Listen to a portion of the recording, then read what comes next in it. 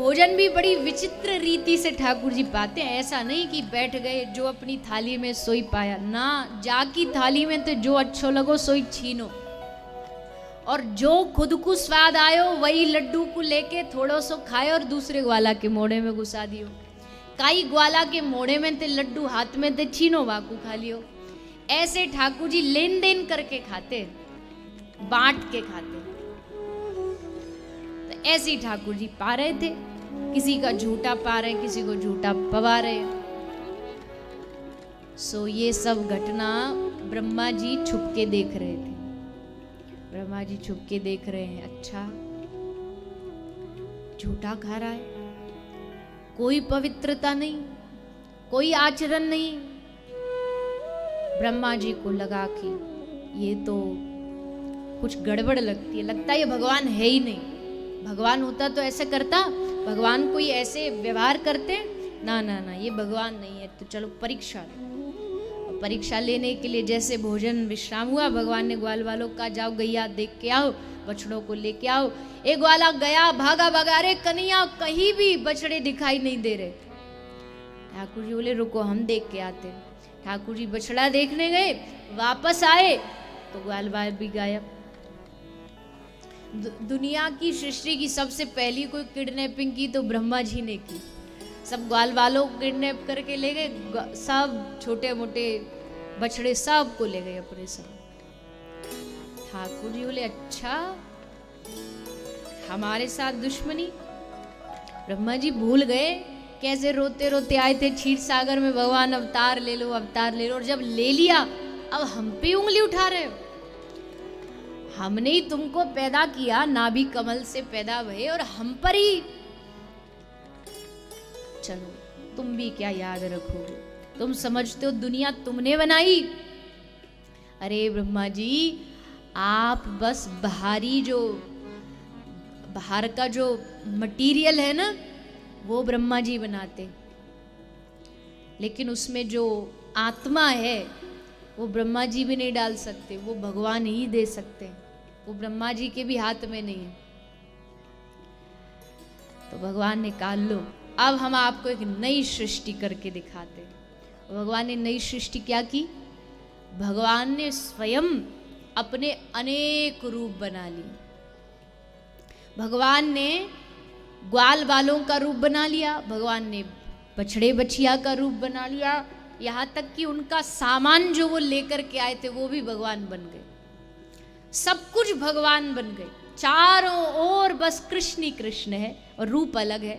मधुमंगल भी कृष्ण है, मनसुख भी कृष्ण है, बछिया भी कृष्ण है, सब कृष्ण है, पूरा ब्रज कृष्ण में हो गया। और ये सिलसिला 1 साल तक चलता रहा। 1 साल तक कोई पहचान नहीं पाया कि ये हमारे असली बच्चे नहीं, ये सब कृष्ण है। हाँ, प्रेम सब गोपियों को अपने बच्चों पर पहले से ज्यादा हो गया। गोपी सोच रही कि वही तो बालक है, पर इन पे इतना प्रेम क्यों उमड़ रहा है हमें, पर वो जान नहीं पा रही ये कृष्ण है, इसलिए प्रेम उमड़ रहा है। बछिया गैया जैसे अपने बछड़ा बछिए को देखती जो कृष्ण रूप है, देखते ही थनों से दूध बहने लगता। ऐसा वात्सल्य गायों में, ऐसा वात्सल्य ब्रज में।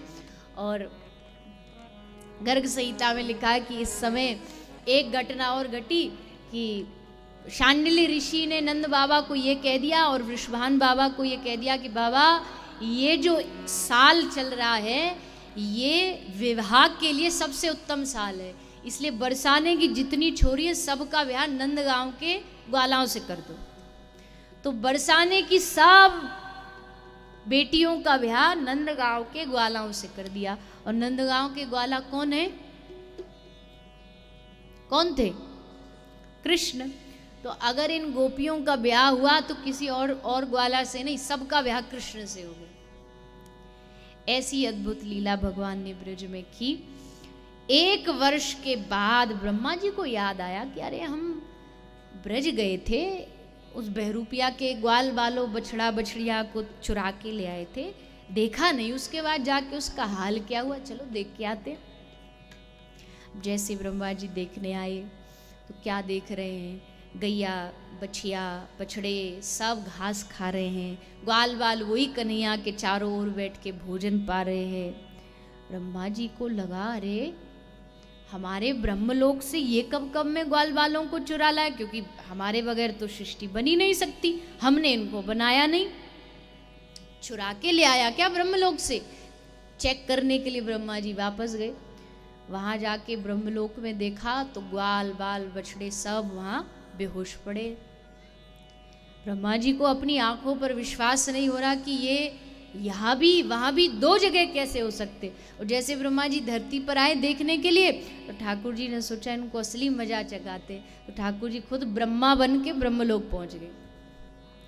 ब्रह्मा बन के ब्रह्मलोक पहुँच के दरवाजे पर द्वारपाल लोग कह रहे हैं, देखो भैया अभी हम धरती से घूम के आ रहे हैं, धरती पर बड़े सारे बहरूपिया घूम रहे हैं, सब कहते हैं हम ब्रह्मा हम ब्रह्मा, कोई आके तुमसे कहे ना हम ब्रह्मा तो धक्के दे के भगा देना। और कह के भीतर चले गए। अब ग्वाल बाल ब्रह्मा जी आए ब्रह्मलोक में, घुसने के लिए जैसे तैयार हुए सो द्वार पर लठिया लगा ठाड़े हो गए, खबरदार भीतर गए तो। ब्रह्मा जी बोले, अरे मूर्खो, रात को कोई नशा वशा कर लिया, अपने मालिक को नहीं पहचानते, हम ब्रह्मा जी हैं। हंसे द्वारपाल, बोले हाँ बहुत देखे तुम्हारे जैसे ब्रह्मा, असली ब्रह्मा जी हमारे भीतर बैठे हैं और उन्होंने हमको सब सिखा पढ़ा दिया है कि कैसे धरती पे तुम जैसे बहरूपिया घूम रहे हो ब्रह्मा बन के। ब्रह्मा जी बोले ये क्या हुआ, ये तो बड़ी विचित्र घटना।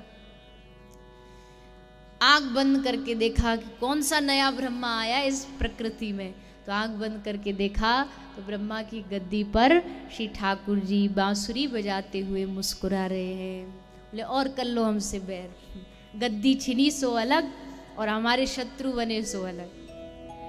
ब्रह्मा जी भागे भागे दौड़े दौड़े आए, ठाकुर जी के चरणों में गिर पड़े, क्षमा याचना की, स्तुति की ब्रह्मा जी ने भगवान की, निवेदन किया, हे नाथ हे प्रभु, ये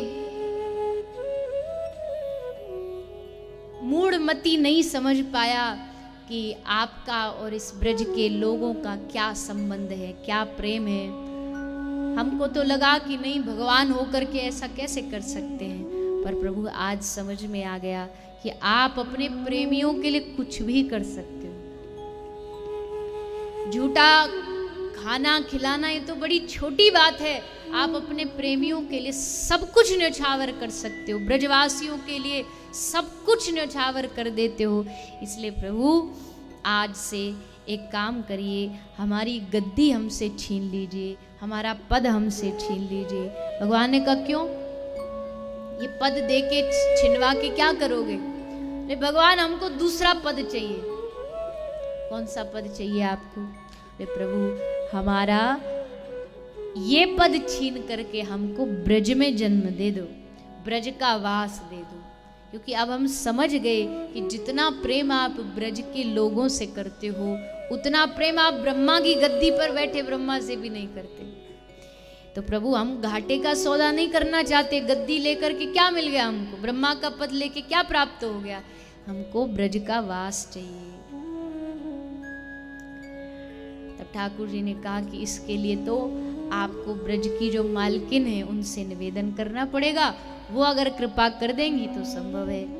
तब ब्रह्मा जी ने श्री राधा रानी से निवेदन किया, 60,000 वर्ष तक तप किया श्री ब्रह्मा जी ने, ब्रज में वास मिल जाए। और तब ब्रह्मा जी को ब्रज में बरसाना में पर्वत बन के वास मिला।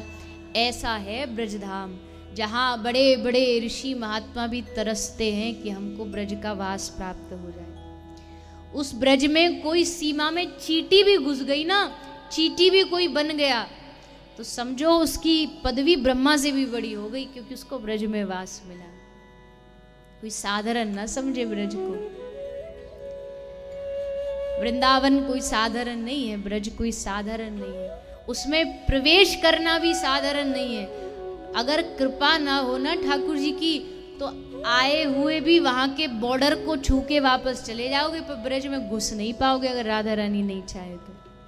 कोई ना कोई ऐसा जाल बन जाएगा कि घर से फोन आ गया, ये हो गया वो हो गया, चले गए वापस। जब श्री राधा रानी चाहेंगी कि ये व्यक्ति अधिकारी है मेरे ब्रज में आने का, तब ब्रज में भीतर प्रवेश मिल सकता है।